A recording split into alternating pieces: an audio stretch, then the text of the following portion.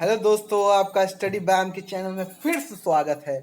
और आंसर की जानने के लिए इस चैनल से जुड़े रहें। इस वीडियो को एंड तक देखें क्योंकि बीच में एक क्वेश्चन ऐसा है और क्वेश्चन दो ऐसा है जो कि गलत है, और मैं बताऊंगा कि वहाँ पे कहाँ गलती है। और आपको सभी को एक मुफ्त में फ्री में आंसर के मार्क्स मिलेंगे। तो जुड़े रहिए, इस वीडियो को देखिए लास्ट तक और अपने आंसर को क्लोजली रिलेटेड आंसर को मिलाइए। तो आइए स्टार्ट करते हैं। तो फर्स्ट क्वेश्चन है, father of scientific management. Father of scientific management is F.W. Taylor.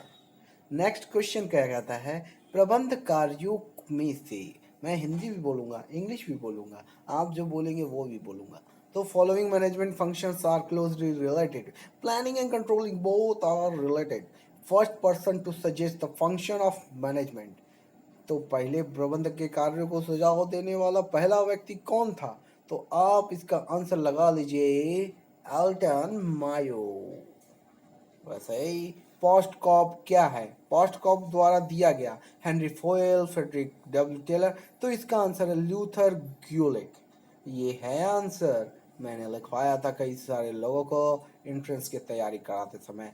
मैं ऑफलाइन क्लासेस भी लेता हूँ, ऑनलाइन क्लासेस भी लेता हूँ। आप मुझे कमेंट के बॉक्स में मुझे लिख के बताइए आपको कौन सा पसंद है। मैं आपसे करने के लिए नहीं कर रहा हूँ, मैं ऑलरेडी खा चुका हूँ। फिर आप नेक्स्ट क्वेश्चन है, मैनेजमेंट में भी डिफाइंड एज, मैनेजमेंट दोनों है art and science. Indian economy is mix economy. Next question है, not a fundamental right, right to property not a fundamental right, because if it become fundamental right and no government can acquire any land, like भी actually ये आपका Vishwanath corridor का तोड़ ताड़ किया है ना उन्होंने, तो लैंड हो जाता तो नहीं ले पाते। नेशनल एंथम ऑफ इंडिया, राष्ट्रगान कौन है? अरे भैया हमसे मत पूछो ये क्वेश्चन।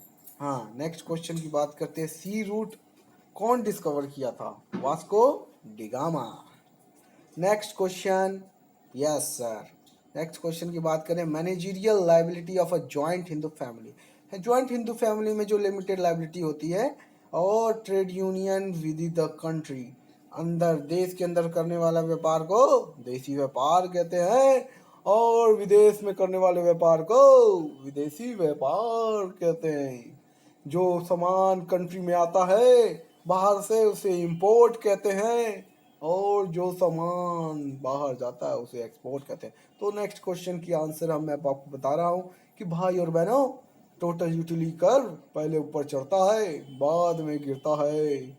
और नेक्स्ट क्वेश्चन है, साझेदारी का दायित्व विधान द्वारा होता है। तो साझेदारी का जो दायित्व होता है विधान द्वारा जो होता है ना, अनलिमिटेड ही होता है, लेकिन जब रजिस्ट्रेशन करा लेते तो उसको एलएलपी, और ये इसका आंसर आप अनलिमिटेड ही लगाइएगा। Can any partner transfer his share without permission? No, no partner can share his share without transfer, no permission granted.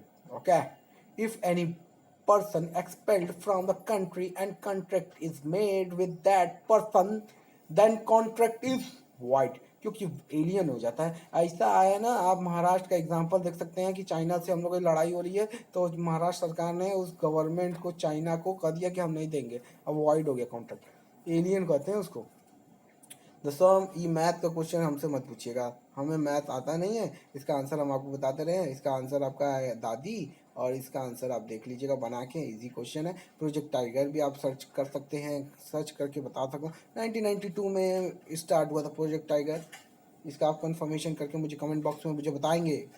हाँ, सन गॉड टेम्पल आपका उड़ीसा में है। और 7 10, इसका आंसर 10 है। मैं आपको बताता रहा हूँ, 7 8 9 10, यहाँ पे इसका 10 के बाद 13 होगा। इसका आपका 13 माइनस हो रहा है तो आपका 27 की जगह 14 होगा। ठीक है। और नेक्स्ट क्वेश्चन है, हुज द कंट्रोलर, सीएजी इस समय कौन है? वीपी सिन्हा है कि रवि प्रकाश है? आप इसका आंसर बताएंगे? बताएंगे? बताएंगे? नहीं बताएंगे आप, मैं जानता था। आप इसका आंसर लिख लीजिए, VP Sinha. Whose signature is found on 10 रुपये नोट। 10 रुपया के नोट पे किसका आंसर होता है बच्चों? किसका आंसर होता है बताइए? अरे यार, गवर्नर ऑफ आरबीआई का रहता है। उत्तर प्रदेश की राजधानी कौन है? ये तो बच्चा भी बता देगा। क्या है बताइए जल्दी से, क्या है? लखनऊ बोले, अच्छा ठीक है, लखनऊ है भैया, कर लिए। बनारस नहीं है ना? नहीं। गांधी जी कहाँ से दांडी मार्च स्टार्ट किए थे, क्या करे? नमक कानून को तोड़ने के लिए, हाँ सही कहे, नमक कानून को तोड़ने के लिए। अच्छा ठीक है, ये तो रिपीटेशन हो गया। अच्छा ठीक है, इसको हटा देते हैं। आइए, इसका आंसर भी नहीं बताएंगे, आप इसको लगा लीजिए। मैथ का क्वेश्चन बहुत इजी है, इसको आप स्किप कर रहे हैं क्योंकि वीडियो ज़्यादा लंबा हो जाएगा ना, तो थोड़ा प्रॉब्लम हो जाता है बच्चों को भी और देखने वालों को भी। पर्सनल अकाउंट का नियम क्या है कि debit the receiver, credit the giver. अरे बच्चा बच्चा बचपन से पढ़ता है। और ये बैलेंस ऑफ एसेट्स अकाउंट का क्या होता है? एसेट्स अकाउंट का हमेशा बैलेंस डेबिट होता है कि क्रेडिट? डेबिट होता है। Sales are written in, sales book में कौन सा रिटर्न लिखते हैं, कौन सा सेल्स लिखते हैं? क्रेडिट सेल लिखते हैं कि कैश? क्रेडिट सेल लिखते हैं। अब ये बताइए, एसेट्स अकाउंट को क्या कहते हैं? Debit what comes in, credit what goes out. इसका आंसर डी है, डी है, डी है। अब अगला क्वेश्चन है, जब व्यापारी माल नगद क्रय करता है तो उसे क्या कहते हैं? कौन सा क्रय कहेंगे? नगद क्रय कहेंगे यार, इतना तो हमें भी पता है। हाँ सर पता है, ठीक है आपको पता होगा, हमें नहीं पता है। After purchase of goods, goods को रिटर्न कर देंगे तो क्या कहलाएगा? अरे यार परचेज रिटर्न कहलाएगा, और सेल वाले को सेल रिटर्न कहलाएगा। क्रेडिट का मतलब क्या होता है? क्रेडिट का मतलब होता है टू लोन होता है, और क्या होता है? How many columns are in journal, journal में कितने कॉलम होते हैं? कितने? अरे यार 7 बता रहा है, बताइए, ऑप्शन में भी 7 नहीं है। इतनी बड़ी बेइज्जती कौन करवाता है अपना? हाँ, 5 कॉलम होते हैं, 7 बता रहा है। बताइए, बीकॉम में चले गए, पता भी नहीं है। Bank reconciliation statement with balance in shown at the end of, ये देखिए इसका कैश बुक का मिलान बैंक बैलेंस होता है, ठीक है। हाँ, कैश बैलेंस और बैंक बैलेंस का दोनों मिलान करते हैं। क्रेडिटर विच इंक्लूड, आपका देखिए ऐड करेंगे आप में 50 rupees in cash. Capital account कौन सा अकाउंट है? Real, personal, nominal? तो कौन सा अकाउंट है? पर्सनल अकाउंट है। देखिए कोरोना का बीमारी बहुत लोगों को है और खांसने के लिए बीमारी है। बैलेंस ऑफ कैश बुक क्या होता है? हमेशा डेबिट होता है, क्योंकि जितना पैसा रहता है उतना ही खर्चा कर सकते हैं, ठीक है। इसका आंसर हम बता दे रहे हैं, सी होगा। हाँ करेक्ट है। अकोमोडेशन बिल क्या होता है? म्यूचुअल बेनिफिट के लिए लिखा जाता है, ठीक है, याद रखिएगा। और 10,000 का 10% पे डिप्रिशिएशन चार्ज करेंगे, कितना आएगा? 10,000 का 10% कितना आता है? 1,000 बोले, हाँ ठीक है।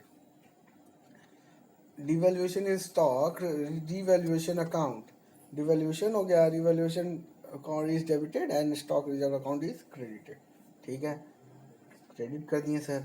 और ट्रायल बैलेंस इज प्रिपेयर्ड, तो ये ही आंसर है जो कि गलत है। आप लोग को मिलेगा, सभी को मिलेगा आंसर का फ्री मार्क्स। एक और क्वेश्चन है, आप जुड़े रहिए, जुड़े रहिए। हाँ, तो outstanding expenses are shown which side of balance sheet?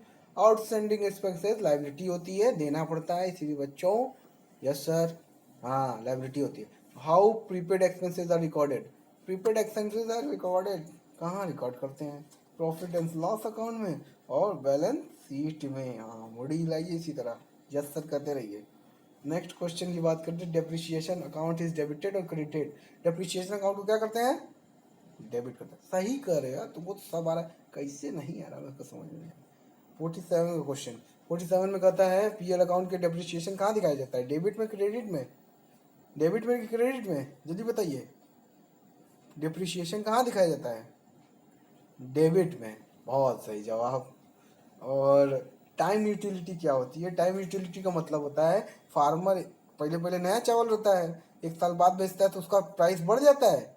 हाँ तो ये इसका आंसर फार्मर है, टाइम यूटिलिटी का फ़ायदा उठाता है वो। हम लोग भी उठा सकते हैं, अपने यहाँ नया चावल रखिए और 1 साल बाद बेचिए।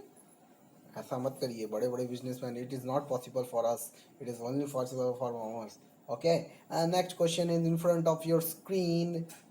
देखिए क्या होता है, light of a sun is not a factor of production. हाँ, और 50वां क्वेश्चन है, 50 question, from lack of which resources. देखिए लैक ऑफ विच रिसोर्सेज का मतलब क्या है? आपका कैपिटल नहीं होगा, लैंड नहीं होगा, इंटरप्राइजेस नहीं होगा, तो कुछ नहीं होगा आपके पास, आप जाइए भाजी पुलाव तलिए, कोई फ़ायदा नहीं है।